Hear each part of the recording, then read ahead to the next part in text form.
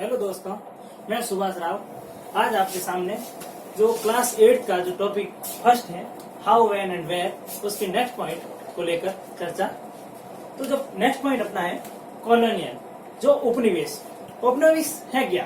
तो when the subjection on country, one country by another country load the change of social, culture, economic and political. जो एक राष्ट्र है जो दूसरे राष्ट्र पर किस प्रकार से जो है बदलाव लाता है, चाहे सांस्कृतिक तौर पर हो, आर्थिक हो, राजनीतिक हो, किसी भी प्रकार का जो परिवर्तन होता है वो एक देश के द्वारा दूसरे देश पर स्थापित करना उपनिवेश कहलाता है। जिस प्रकार से ब्रिटिश जो अंग्रेज थे उन्होंने भारत में आकर अपना वर्चस्व बनाया था और उसके आधार पर जो है अपनी जो नई संस्कृति को भारतीयों पर थोप दिया था। उसके बाद अपना सेकंड पॉइंट है British rule brought about the change value and taste of customs and the practice. जो यहाँ का भारतीयों की जो संस्कृति थी, जो यहाँ का पहनावा था, जिस प्रकार का यहाँ का स्वाद था, जो टेस्ट था, उसको उन्होंने पूर्ण रूप से परिवर्तित कर दिया। क्योंकि वहाँ की जो यूरोपियन संस्कृति थी उन्होंने पूर्णतः भारतीयों पर स्थापित कर दी। यहाँ के जिस प्रकार से राजा थे, महाराजा थे, उनकी जो ट्रेडिशन थे, जो भी उनकी व्यवहार थे, उनको उस शैली को बदल दिया था उन्होंने। फिर अपना नेक्स्ट पॉइंट आता है एडमिनिस्ट्रेशन की जो प्रशासन है। ये प्रशासन किस प्रकार से होता है, किस प्रकार से चलाया जाता है, उसके बारे में कि जो प्रशासन तैयार हुआ था वो किस प्रकार से हुआ था। तो important source of the official record of British administration. तो इसका जो महत्वपूर्ण जो खाका है वो है अंग्रेजी उपनिवेश के अंतर्गत जो एडमिनिस्ट्रेशन चलाया जाता था, जिनके जो उनके रिकॉर्ड्स थे, उन्हीं रिकॉर्ड्स के माध्यम से जो है आगे की प्रक्रिया को प्रशासन के द्वारा लिया गया था। सेकंड पॉइंट अपना है British left the all important document we latest needed to be preserved. तो अंग्रेज थे, जिन्होंने ब्रिटिशर्स थे, उन्होंने अपने जो भी सारे रिकॉर्ड्स थे, जो भी सारे कागजात थे, उनको जो है सेव कर लिया था, एक जगह स्थित कर लिया था। फिर अपना थर्ड पॉइंट है specialised of institution like archive and museum were established preserve of important record. अब जो कुछ ऐसे महत्वपूर्ण रिकॉर्ड्स थे, जैसे शिलालेख थे, कुछ म्यूजियम, तो उनको अभिलेखागार और म्यूजियम जो संग्रहालय है उनमें स्थित करवा दिया, जो आगे आने वाली जो पीढ़ी दर पीढ़ी है उनको जो जानकारियां प्राप्त होती रहे। अगर हमें किसी भी प्रकार की जानकारी चाहिए तो हम कहाँ से हासिल करेंगे? अगर कहीं जाते हैं तो हम संग्रहालय में जाते हैं, तो वहाँ अनेक प्रकार के स्टैच्यू वगैरह देखने को मिलते हैं। कहीं जो अभिलेखागार होते हैं वहाँ पे कई प्रकार के रिकॉर्ड्स जो है अपने को मिलते हैं। नेक्स्ट अपना है fourth point several other source of study together give better picture and administration. तो दूसरा जो स्रोत होता है, हमें कई प्रकार की ऐसी पिक्चर्स होती है, उन पिक्चर्स के माध्यम से जो है हम अपना जो भी स्रोत है, रिकॉर्ड्स हैं प्रशासन को चलाने के, वो जान सकते हैं। तो इस अध्ययन के बाद हम जो नेक्स्ट है डिटेल से जो है बुक के माध्यम से रीड करेंगे। तो हम जिस टॉपिक पर चर्चा कर रहे थे उसी टॉपिक को जो है डीपली बुक से आप रीड कर रहे हैं। कॉलोनाइजेशन, जो उपनिवेश। Colonization is process by which a central system of power dominates the surrounding land and its components. Colonization refer strictly to migration, for example, to settler colonies in America or Australia, trading posts and plantations, while colonialism to the extensive indigenous people of style new territories.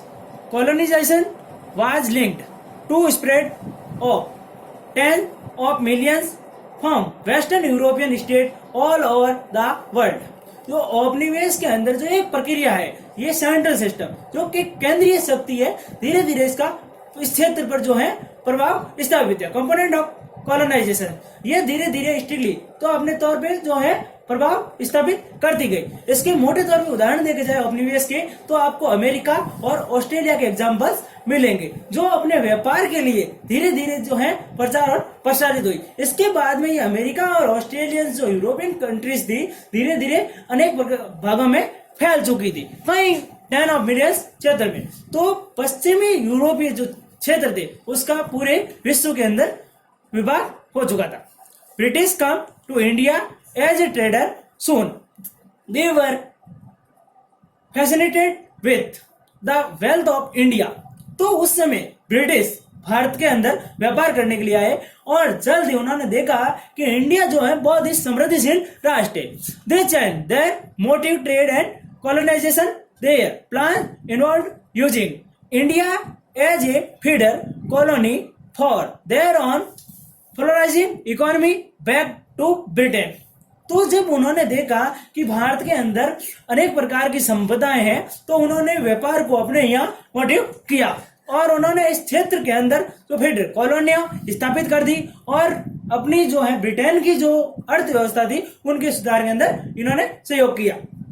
They kept their focus on expanding and protecting their hold on India. British rule brought about change in values and tastes, costume and practice. अब जो British जो थे उन्होंने भारत के अंदर अनेक प्रकार के परिवर्तन किए, जहां यहाँ की वैल्यूज हैं, टेस्ट हैं, कॉस्ट्यूम्स हैं और यहाँ के जो भी जिस प्रकार के प्रैक्टिसेस हैं उनको पूर्ण रूप से बदल दिया। इसी में आपने नेक्स्ट टॉपिक पर चर्चा की थी कि एडमिनिस्ट्रेशन, जो प्रशासन क्या है, how do we now administration. तो अब हम एडमिनिस्ट्रेशन पे चर्चा करेंगे। British rule change lot in India. British ने जो है भारत के अंदर किस प्रकार से अपने शासन को परिवर्तित किया। In the latter of half 19th century, उन्होंने अपना प्रभाव जो है 19वीं शताब्दी के अंतर्गत both the direct administration of India by the British crown, 19वीं शताब्दी के अंदर सीधा वर्चस्व जो ब्रिटिश क्राउन जो वहां ब्रिटेन के अंदर बैठता था उसका प्रशासन भारत के अंदर लागू हो गया। And the technological change ushered in by industrial revolution, उस समय जो प्राकृतिक हुआ था औद्योगिक क्रांति का, had the effect of closely interweaving the economy of India and Great Britain. इसका सीधा प्रभाव जो है भारतीय इकोनॉमी का ग्रेट ब्रिटेन पर हुआ। In fact many of the major change in transport and communication that are typically associated with the crown rule of India। और उस समय जो है ट्रांसपोर्ट, परिवहन और कम्युनिकेशन, संचार साधनों में तेजी से जो है काफी कई प्रकार का प्रभाव पड़ा।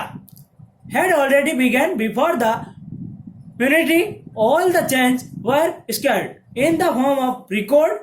These records were written by British officials, keep the track of work change done by British, felt important document and later needed to be preserved. Specialized institutions like archive and museum were established to preserve important record. Several other sources studied together give a better picture to of administration।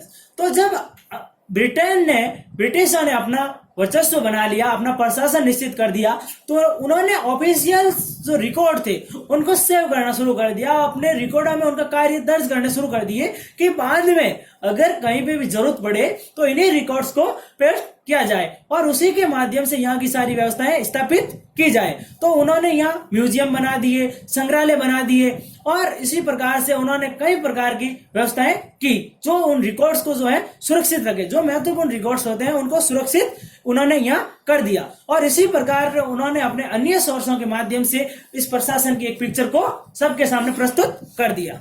और हम next video में अगले topic पर चर्चा करेंगे।